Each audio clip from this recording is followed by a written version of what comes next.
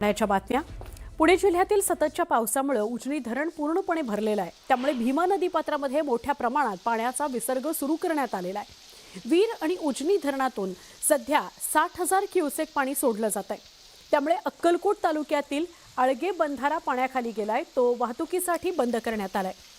जिल्हा प्रशासनाने भीमा नदीकाठच्या गावांमधल्या नागरिकांना सतर्क राहण्याचं आवाहन केलेलं आहे।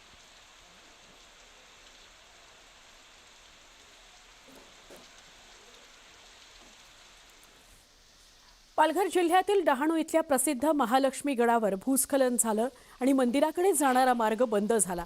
गेल्या आठवडाभर झालेल्या मुसळधार पावसामुळे गडावरील दरड कोसळली आणि मंदिराकडे जाणाऱ्या रस्त्यावर मोठ्या प्रमाणात माती आणि दगड साचले।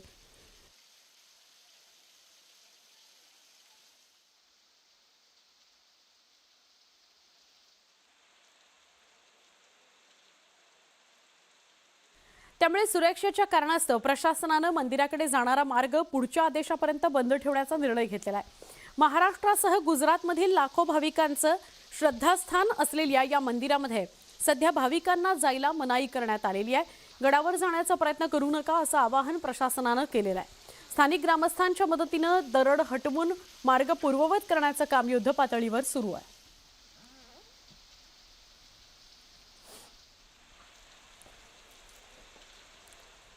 मराठवाड्याकरता दिलासादायक बातमी। संपूर्ण मराठवाड्याची तहान भागवणाऱ्या जायकवाडी धरणातील पाणीसाठ्यामध्ये सातत्याने वाढ होते। धरणामधील उपयुक्त पाणीसाठा 67.99% म्हणजे साधारण 68% गेलाय आणि धरणामध्ये सध्या जिवंत पाणीसाठा आहे 52.12 TMC। पाणलोट क्षेत्रामध्ये सुरू असलेल्या पावसामुळे सरासरी 27,582 क्युसेक प्रतितास पाण्याची आवक सुरू आहे। तर बातमी जळगावातून आहे। जळगाव जिल्ह्यामध्ये हवामान विभागाने रेड अलर्ट दिलाय। वादळी वाऱ्यासह विजांचा कडकडाट होणार आहे आणि मुसळधार ते अतिमुसळधार पाऊस पडणार आहे असा इशारा दिला गेलाय। मुंबई आणि प्रादेशिक हवामान केंद्राच्या अंदाजानुसार जिल्ह्यामध्ये दिवसभर पावसाचा जोर कायम राहण्याची शक्यता आहे। कमी वेळेत मोठ्या प्रमाणात पाऊस पडू शकतो। या पार्श्वभूमीवर नागरिक, शेतकरी आणि प्रवाशांनी विशेष दक्षता घ्यावी, अनावश्यक प्रवास टाळावा, तसंच विजांच्या कडकडाटाच्या वेळी सुरक्षित ठिकाणी थांबावं असं आवाहन प्रशासनाने केलंय। हवामान विभागाच्या अंदाजानुसार 31 जुलैपासून पावसाचा जोर काहीसा कमी होण्याची शक्यता आहे।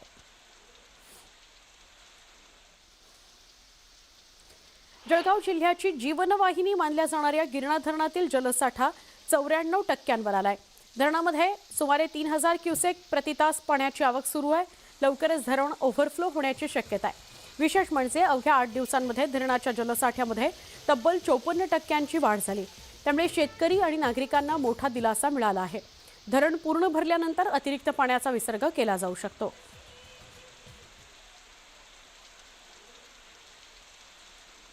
गोंदियामध्ये मुसळधार पाऊस पडतोय, त्यामुळे पुजारी टोला धरणाच्या पाणी पातळीत वाढ झाली आहे।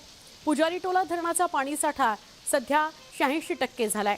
धरणातील पाणीसाठा नियंत्रित करण्याकरता धरणाचे 6 दरवाजे उघडण्यात आले।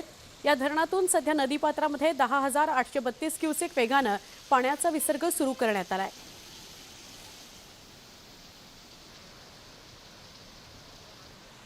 साताऱ्यातील कोयना धरण 84 TMC भरलंय।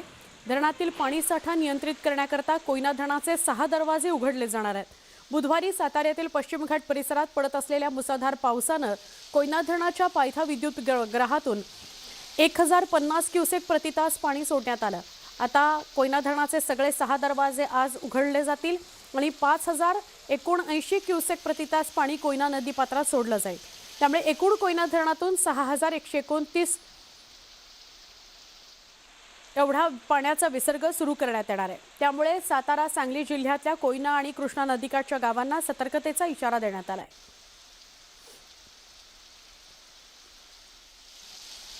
बातमी गोंदियातून असेल पुढची।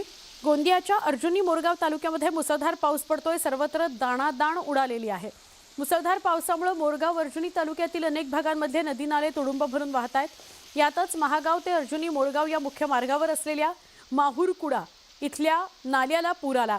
या मार्गावरील वाहतूक पूर्णपणे ठप्प झाली। नाल्याचं पाणी रस्त्यावरून वेगाने वाहत असल्याने सुरक्षिततेचा उपाय म्हणून प्रशासनाकडून हा मार्ग सगळ्या प्रकारच्या वाहतुकीकरता बंद करण्यात आला। पुराचं पाणी सखल भागामध्ये आणि शेतांमध्ये साचल्यानं परिसरातील शेकडो हेक्टर शेतजमीन पूर्णपणे पाण्याखाली गेली।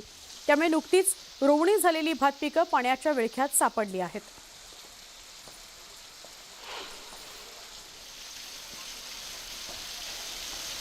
तर पुढची बातमी अकोल्याची आहे। हवामान खात्यानं अकोल्याला रेड अलर्ट दिलाय।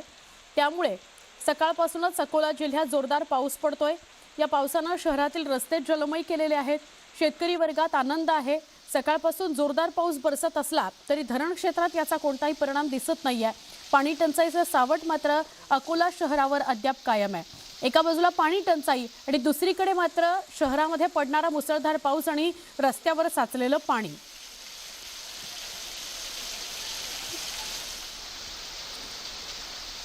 आता आपण बातमी बघूया चंद्रपुरातून। चंद्रपुरामध्ये सकाळपासूनच खऱ्या अर्थानं पावसाचा रेड अलर्ट बघायला मिळतोय, म्हणजेच त्याचा प्रभाव बघायला मिळतोय।